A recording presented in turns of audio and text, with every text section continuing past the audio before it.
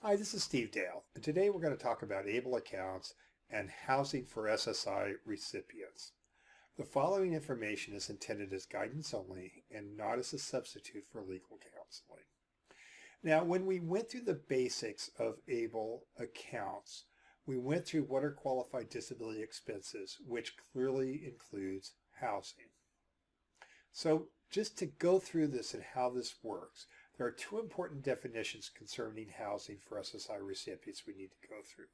The first one is in-kind support and maintenance, which is actual receipt of food or shelter and something that can be used to get one of these. The second concept is the presumed maximum value, which is instead of determining the actual value of in-kind support and maintenance, Social Security presumes that its value is no more than an amount equal to 1/3 of the applicable benefit rate plus $20. Another way to look at this is there's two types of income we're going to talk about in this video. The first one is unearned income, so that if you receive cash, it'll reduce your benefits dollar for dollar after the first $20. But more importantly, if you actually receive assistance with food and shelter or something that can be used to get food and shelter, your benefits will be reduced dollar for dollar, but it'll be capped at $270 in 2018, which is the presumed maximum value. Now there's 10 things that are used to determine in-kind support and maintenance. And as we go through this list, it's important to notice not only what is on the list, but what's not on the list. So this is going to include food, mortgage, real property taxes, rent, heating, fuel, gas, electricity, water, sewer, and garbage up here. What's not on the list? Things like internet, telephone, and improvements to the home. And so if the trust pays for those things, there'll be no reduction in benefits at all.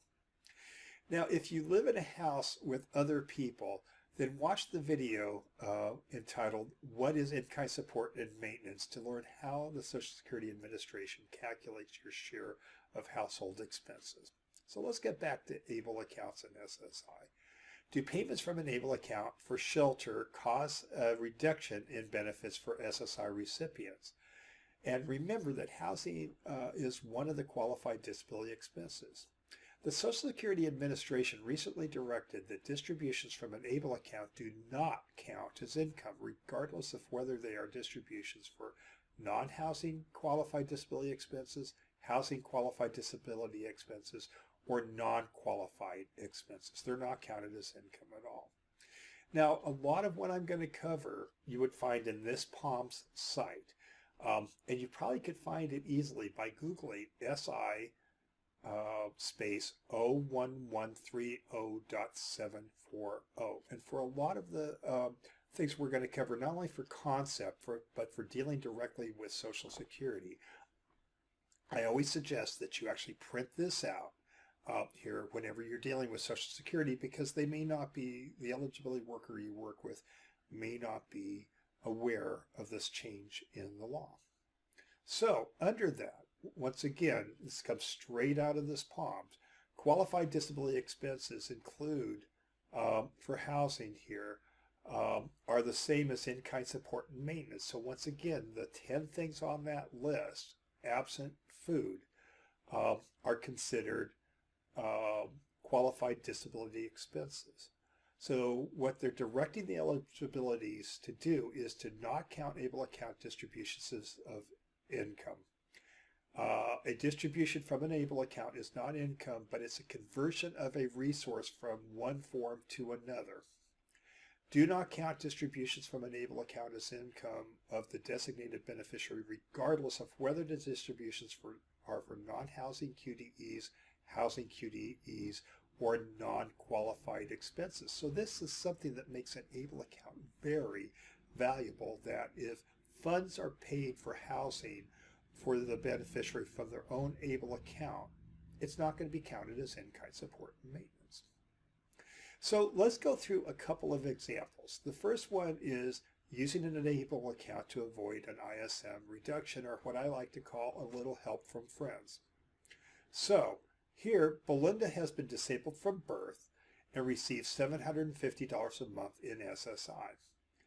Major expenditures for her are housing, as they are for many persons with disabilities. And she would like to live in a nice and safe apartment, but would cost $1,000 a month. That would be very difficult for her to pay $1,000 a month here when she's only receiving $750 here. So the family offers some rental assistance. So let's go through a couple of scenarios. If the parents pay $1,000 a month and just give it to Belinda, that's not going to work because that's under an income, and it's going to it's going to completely eliminate her SSI. So that's not a good option. Scenario 2, which is what we used to be limited to, is we could have the parents pay the landlord directly here, and the result is the same whether it comes from a special needs trust or from a family member or from a friend. That's going to be counted as ISM, and it's going to reduce the benefits by the presumed maximum value. So in this case, in this example, her benefits would be reduced to $500.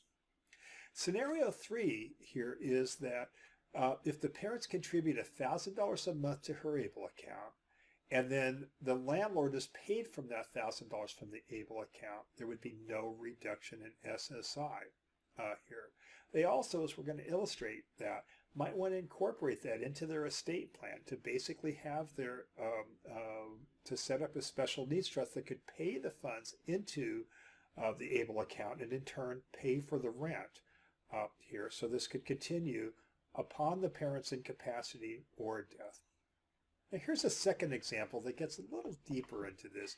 This is what I call Mia's CASA, Sue's CASA, or how to provide a residence, maximize SSI, and minimize liens. So Sue CASA wants to provide her daughter, Mia, with a home to live in. Sue is concerned that if she puts the property in Mia's name, it's going to be subject to a lien or it could be subject to creditors. Additionally, if Mia were someday unable to live in the home or she sold it, it could interfere with her benefit eligibility. Sue is able to purchase the home, and rather than give the title to Mia, she titles the property into a third-party special needs trust with no mortgage. Okay, so here's what the POM says on this. Okay, so if a trustee of a special needs trust holds title to a house as a home for the beneficiary, the house would not be a resource to the beneficiary. Makes sense. It would also not be a resource if the beneficiary moved from the home. So what they're saying is the trust holds legal title to the house, therefore the eligible individual would be considered to be living in his or her own home based on having an equitable ownership under a trust. This is a concept that was invented by Social Security, quite frankly. I'm not sure why it makes any sense, but it gets us a good result, so let's go with it here. An eligible individual does not receive in-kind support and maintenance in the form of rent-free shelter while living in a home in which he or she has an ownership interest. Accordingly, an individual with equitable ownership under the trust does not receive rent-free shelter. So the really cool thing is that you could put the property in the special needs trust here, and it would not be counted as income, the fact that she's living in the house, because according to this, she has an equitable ownership. But what if she likes heat, electricity, and water, and likes to eat? If the trust pays for other shelter or household operating expenses, and this would include a mortgage, these payments would be income in the form of in-kind support and maintenance in the month it's made. So Mia can live in the house without having to pay rent because she has an equitable ownership, but she's still going to have difficulty paying the taxes and utilities without some assistance.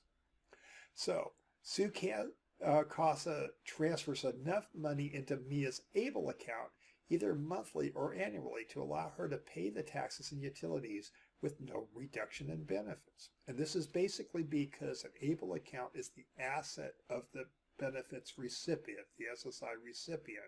So despite the fact that Sue put the money in the trust, Mia is actually the owner of those funds, and she's paying for her food and shelter with her own funds. She also amends the special needs trust that she created for Mia to direct the trustee to continue making contributions to Mia's ABLE account in the event that she passes away or loses capacity.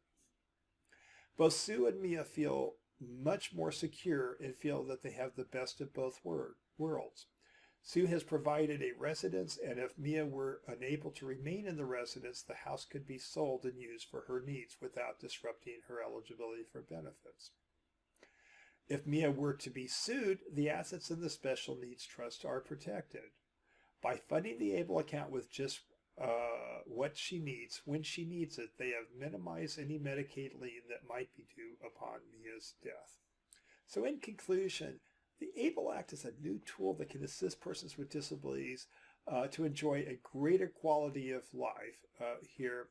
There still remains a huge need for education at all levels about the need for sustainable funding to assist persons with disabilities to enjoy the same quality of life that many of us take for granted. I want to thank you for watching today. This is Steve Dale with Elder Council, and for more information or to find an Elder Council member in your area, go to www.eldercouncil.com.